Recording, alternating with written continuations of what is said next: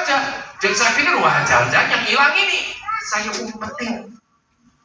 Sampai hari ini saya lupa ngumpetinnya di mana. Hilang tenaga, kurang ajar itu tukang ramal. Sudah 6 bulan kemudian datang lagi dia. Saya digituin lagi. Terus dia bilang, hati-hatilah kamu ya. Kamu dalam minggu ini bakal hilang. Saya tolak. Aku tolak. Dalam nama Yesus tidak bakal hilang. Loh, kamu tak bilangin orang tua yang bilang itu. Enggak, saya tidak kehilangan. Saya tidak kehilangan. Bukan dukunnya yang hebat, tapi karena iman kita. Si dukun ngomong, kita percaya. Nah, iman ini yang bikin Tuhan bikin jadi itu terjadi. Positif apa negatif. Hati-hati saudara. Kita menciptakan apa ke anak-anak kita? Anak setan, anak goblok, anak kurang ajar. Persis seperti apa yang kita katakan. Jadi, hati-hati dengan perkataan.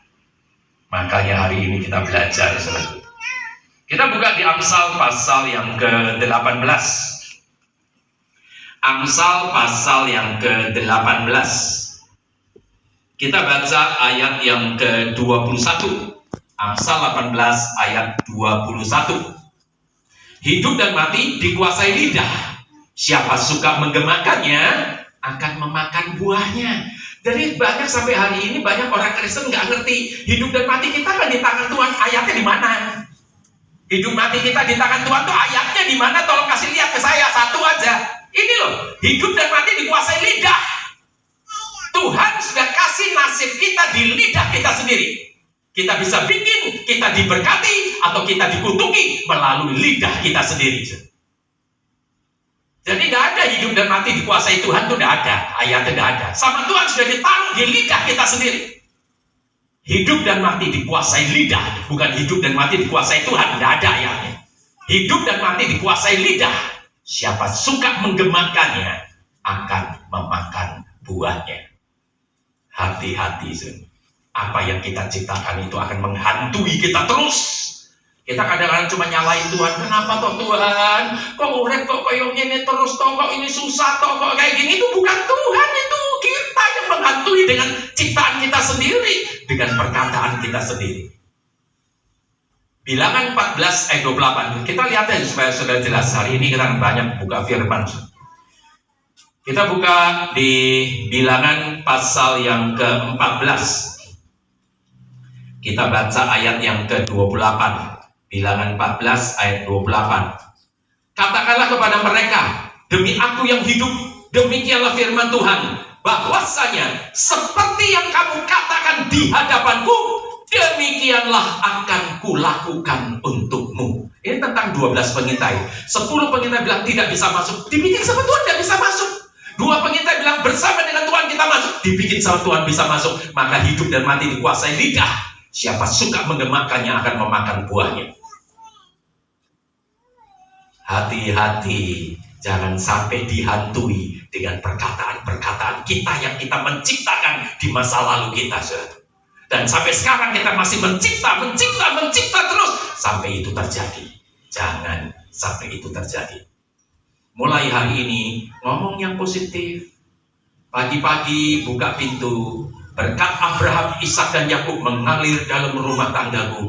Bersyukur untuk istri yang terbaik, istri yang takut akan Tuhan, istri yang setia. Istri juga berdoa lagi, Tuhan terima kasih untuk suami yang terbaik, suami yang takut akan Tuhan. Kita mencipta terus tiap hari dan tiap hari, dan itu akan terjadi. Suaminya jadi takut akan Tuhan, istrinya juga jadi takut akan Tuhan. Tuh, kita mencipta yang positif dong. Karena hidup dan mati dikuasai lidah. Siapa suka menggemakannya akan memakan buahnya. Makanya hari ini kita belajar, jangan sampai dihantui dengan ciptaan kita sendiri. You are haunted by what you created. Jangan sampai itu terjadi, Kita lihat lagi sekarang di Amsal pasal yang ke-10. Amsal pasal yang ke-10. Kita baca ayat yang ke-24. Amsal pasal 10 ayat yang ke-24. Apa yang menggentarkan orang fasik, itulah yang akan menimpa dia. Tetapi keinginan orang benar akan diluluskan. Jadi apa yang menggentarkan, apa yang kita takuti, orang fasik itu kalau yang kita takuti, dan itu yang akan terjadi. Ayub itu fasik, dulu tuh dia fasik.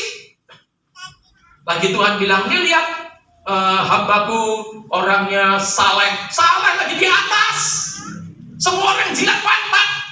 Pada waktu sama Tuhan ditaruh di bawah baru kelihatan aslinya.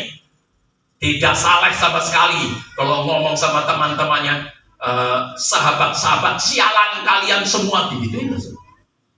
Salehnya di mana? Tuh kita lihat, fasik maka terjadi.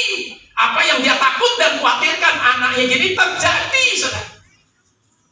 Jangan sampai itu terjadi. Kita bukan orang fasik, kita ini orang benar karena kita percaya sama Tuhan Yesus. Amin, saudaraku. Jangan sampai hukumannya kok sama-sama orang fasik. Jangan sampai itu terjadi. Makanya hari ini kita belajar.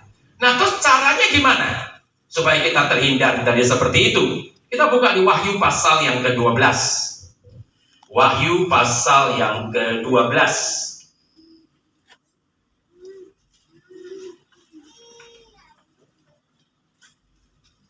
Wahyu pasal yang ke-12, kita baca ayat 10 dan 11. Wahyu 12 ayat 10 dan 11. Dan aku mendengar suara yang nyaring di sorga berkata, sekarang telah tiba keselamatan dan kuasa dan pemerintahan Allah kita dan kekuasaan Dia yang diurapinya, karena telah dilemparkan ke bawah pendakwa saudara-saudara kita yang mendakwa mereka siang dan malam di hadapan Allah kita. Dan mereka mengalahkan Dia oleh darah anak domba dan oleh perkataan kesaksian mereka, karena mereka tidak mengasihi nyawa mereka sampai ke dalam maut. Kita lihat, saudara. Di sini dikatakan tadi di ayat 10, dan aku mendengar suara yang nyaring dari sorga berkata, sekarang telah tiba keselamatan, kuasa dan pemerintahan Allah kita dan kekuasaan Dia yang diurapinya, karena telah dilemparkan ke bawah pendakwa saudara-saudara kita yang mendakwa mereka siang dan malam di hadapan Allah kita. Iblis itu mendakwa terus di hadapan Bapa di sorga. Jadi dia tuh memang jahat, saudara. Jadi kita tuh kadang-kadang tuh salah persepsi. Itu biasanya gereja karismatik yang lagi sakit. Senengnya nengkingi iblis. Setan ditengkingi terus. Nengkingi setan ki gopo. Apanya sudah ditengking terus dia nggak kesini lagi? Apa sudah bisa lihat? Iblis itu sudah dikalahkan. Dia makhluk pecundang. Alkitab mengatakan dia adalah roh yang lemah dan miskin. Kenapa kok ditengkingi terus? Sudah kalah. Yang perlu ditengking itu keakuan kita, keegoisan kita, kedagingan kita. Kita nggak usah takut sama iblis. Iblis sudah dikalahkan. Yakobus 4 ayat ke-7, tunduklah kepada Allah. Nah, ini yang pertama, tunduklah kepada Allah dan lawanlah iblis, maka ia akan lari daripadamu. Tidak ada pertempuran, tidak ada peperangan. Dilawan dia lari karena dia makhluk pecundang. Yang berbahaya iblis itu bukan iblisnya, iblis sudah kalah. Tapi di Efesus pasal 6 dikatakan, kita berjuang melawan tipu muslihat iblis. Tipu muslihatnya sampai sekarang masih jalan.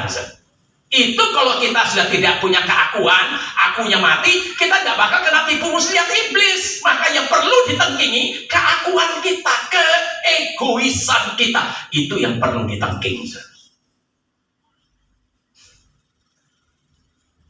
Makanya hari ini kita belajar.